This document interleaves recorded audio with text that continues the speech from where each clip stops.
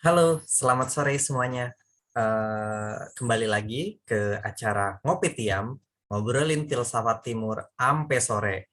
Bareng saya sendiri, Fandi Ahmad Fatoni, yang hari ini akan memandu acara. Sore hari ini saya pakai jersey Timnas Indonesia ya, untuk membawa semangat mendukung Timnas Indonesia yang kemarin sudah berlaga di leg 1 final Piala AFF.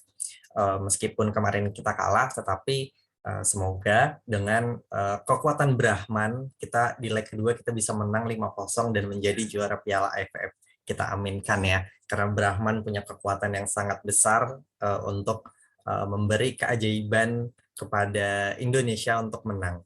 Oke, sore hari ini kita akan bahas mengenai Kena Upanishad, salah satu tema di dalam filsafat Hindu yang berada bagian dari filsafat Timur yang membahas mengenai ketuhanan Brahman. Oke, bisa kita masuk ya ke pembahasannya. Pertama-tama, kita akan membahas mengenai Upanishad-nya terlebih dahulu. Jadi Upanishad itu merupakan bagian dari Weda yang termasuk dalam Weda Sruti atau Weda yang diwahyukan gitu, susastra yang diwahyukan.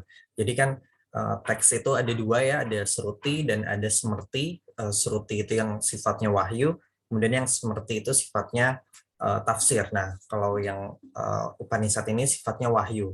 Nah, susastra ini bersifat kekal atau sanatana. Kebenaran yang terdapat di dalamnya merupakan bisa disebut sebagai nafas Tuhan atau visi dari orang-orang suci.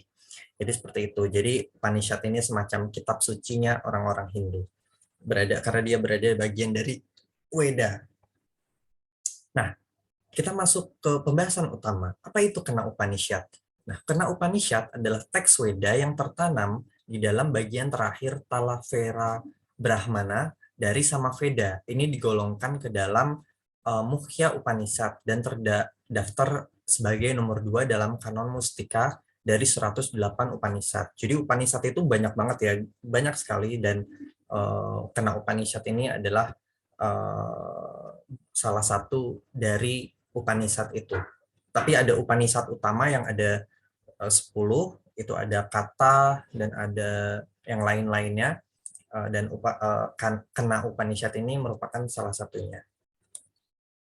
Nah, asal kata dari nama Kena Upanishad ini diambil dari kata pembuka dalam teksnya. Kalau bahasa Sanskerta itu Kena Ishitam, yang artinya diarahkan oleh siapa.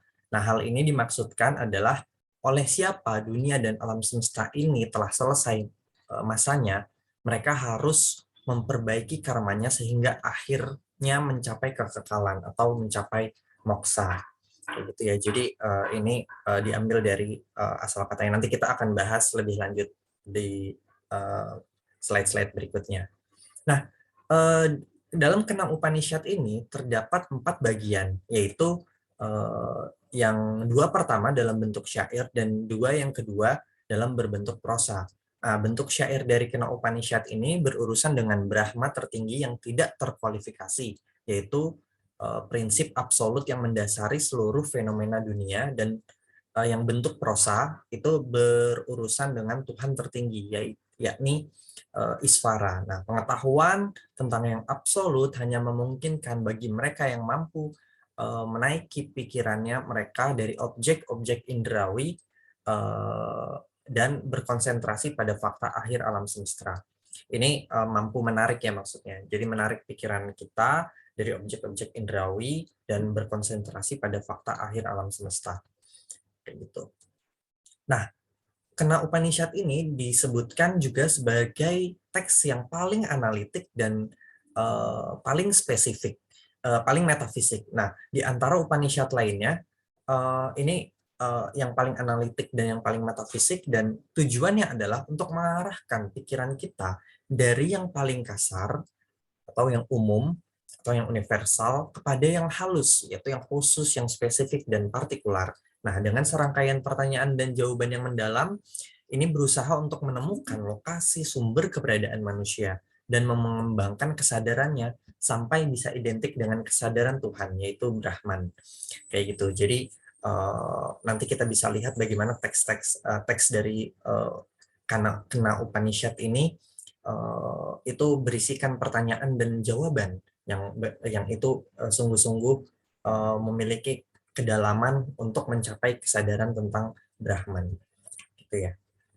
Nah, struktur ajaran itu kira-kira gini, kalau saya bisa berikan semacam sintesis, yaitu adalah tentang konsep Brahman. Ini akan membahas banyak sekali tentang Brahman, dan dalam teks Kena Upanishad itu dibahas beberapa konsep tentang Brahman seperti Nirguna, Nirguna Brahman, Saguna Brahman, Tuhan itu Esa, dan Tuhan sumber dari kehidupan. Nah, kita masuk ke Nirguna Brahman. Nirguna Brahman berarti hakikat yang absolut, tidak mempunyai bentuk dan tidak mempunyai ciri tertentu. Nah, untuk mendapatkan hakikat dari Nirguna Brahman, kita harus menjauhkan mata, telinga, mulut, dan perasaan dari dunia empiris, sehingga diri terasa dalam keadaan yang murni. Dan dengan cara ini, kita dapat menyadari kesadaran Brahman. Nah, pengertian yang ini mengindikasikan bahwa bagaimanapun usaha kita untuk mendeskripsikan tentang Brahman, maka Brahman itu tetap yang tertinggi, jauh dan transendental. Artinya kita sangat sulit untuk mencapai Brahman dalam pengertian yang empiris. Itu jadi Brahman itu sangat jauh, sangat tinggi. Itu memerlukan kedalaman pikiran untuk mencapainya. Gitu. Nah, kemudian ada konsep selanjutnya, itu Saguna Brahman. Itu adalah salah satu jalan untuk menghayati dan meyakini Brahman dalam berbagai aspek manifestasinya, baik sebagai dewa-dewa maupun avatara atau reinkarnasi Tuhan. Dalam pemahaman Saguna Brahman, berbagai dewata hakikatnya adalah satu, dan semuanya merupakan manifestasi dari Brahman. Nah, hubungan Brahman sebagai Saguna Brahman adalah Isvara, yaitu yang berkuasa terhadap seluruh alam semesta. Jadi perlu diketahui ya, bahwa dewa-dewa yang kita kenal, ada Dewa Wisnu, Dewa Siwa, dan dewa macam-macam, itu adalah satu kesatuan dari Brahman. Jadi itu hanya manifestasi saja dari Brahman gitu. Jadi ketika kita menyebut dewa-dewa itu sebenarnya itu merujuk juga kepada Brahman sebagai satu kesatuan gitu ya. Nah, Tuhan itu Esa. Nah, ini salah satu konsep juga yang saya temukan dalam teks Upanishad, yaitu bagaimana Hinduisme sangat menyadari dan meyakini tentang keesaan Tuhan. Nah, menurut Kena Upanishad, Brahman ialah yang pada hakikatnya monomaya, yaitu bersifat berpikir semata-mata. Maka pengetahuan kita tentang Brahman hanya sebatas pada apa yang disebutkan dalam Veda, dan pikiran itu tidak dapat mengetahui secara mutlak. Namun melalui pikiran itu pula, walaupun tidak sepenuhnya. Jadi kita melalui pikiran kita itu nggak mampu untuk mencapai pengetahuan yang mutlak tentang Brahman. Tetapi dari pikiran kita bisa berpikir untuk mengetahui tentang Brahman, tapi memang tidak bisa mencapai pengetahuan yang sangat mutlak atau penuh, gitu ya. Karena Tuhan itu Esa yang sangat tinggi itu tadi. Nah, kemudian Tuhan adalah sumber kehidupan. Nah, dalam teks Kena Upanishad diterangkan bahwa Brahman yang tidak dapat diketahui itu merupakan yang maha kuasa, yang eh, yang maha tinggi dan menjadi sumber kehidupan. Sifat keabsolutan dari Brahman ini adalah sumber kejayaan daripada dewa-dewa dan kekal bagi para raksasa.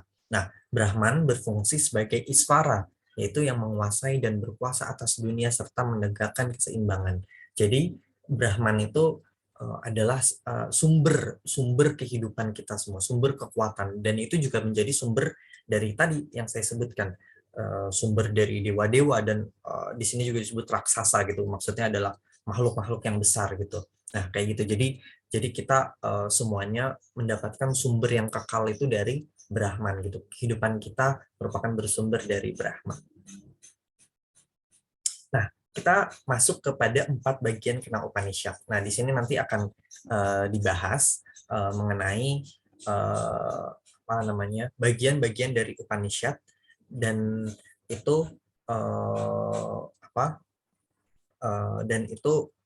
kita akan coba ambil satu persatu kutipan yang ada di Upanishad, di Kena Upanishad, untuk mengetahui inti dari bagian per bagian dari Upanishad itu. Nah, jadi kita masuk ke bagian pertama dari Upanishad nah, bagian pertama ini membahas sebuah pertanyaan yang kita bisa lihat dari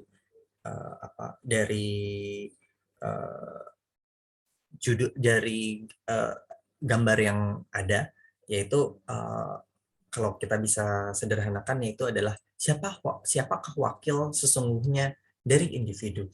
Nah, pertanyaan ini memastikan bahwa ada hubungan antara kenyataan yang kekal dengan fenomena, bahwa yang nyata, yang kekal, itu memerintah yang fenomena. Jadi pada bagian pertama ini membahas berupa pertanyaan yang mempertanyakan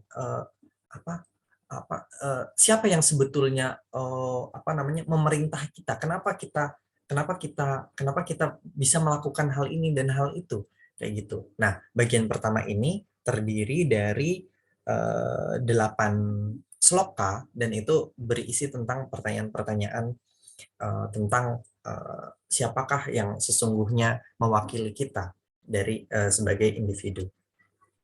Gitu ya. Nah, bahwa pada bagian ini pertama ini semacam punya kesimpulan bahwa ini yang nyata, yang kekal, yaitu Brahman, itu adalah memerintah yang fenomena, yang empiris itu.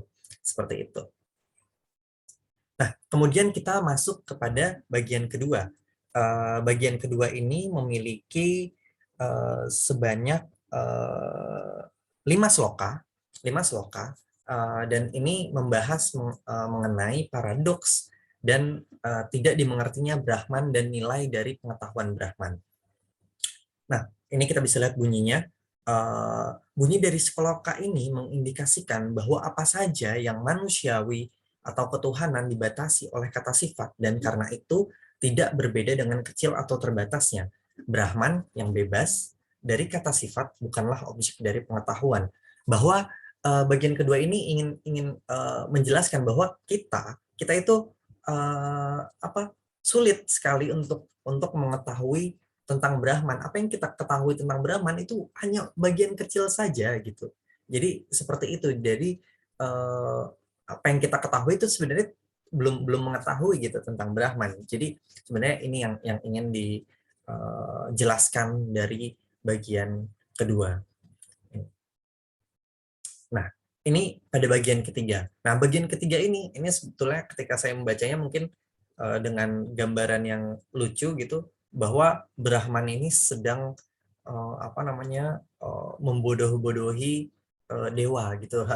Jadi karena di sini membahas kiasan tentang kebodohan para dewata mengenai Brahman. Nah, bagian ini berisi percakapan antara Brahman dengan para dewata dan berisikan kisah tentang Dewi Uma, yaitu putri dari Himalaya. Nah, cerita ini menjelaskan tentang idealisme gaib Upanishad kepada para dewata dan pernyataan imajinatif atau adalah yang idealisme gaib itu adalah pernyataan imajinatif dari kebenaran. Jadi di bagian ketiga ini berisi semacam percakapan gitu. Itu kita bisa lihat, jadi berbicara kepada Agni gitu. Dan itu seperti kayak coba nyalakan api gitu, dan seperti itu. Jadi ini seperti sedang tampil unjuk kekuatan gitu, Brahman dengan menguji para dewata gitu, dan dewata ini sedang seperti dibodoh-bodohi gitu.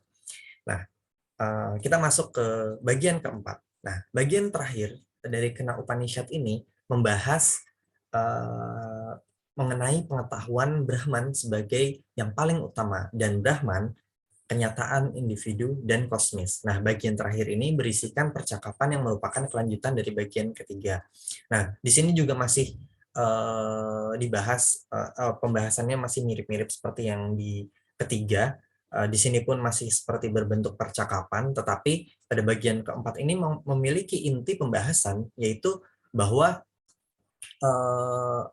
pengetahuan dari Brahman adalah pengetahuan yang utama, dan Brahman itu adalah yang kenyataan yang individu dan kosmis. Nah, di sini seperti sebagai sebuah kesimpulan dari yang tadi kita lihat bahwa Brahman merupakan sumber kekuatan, sumber kehidupan dari dunia ini, dari semesta ini.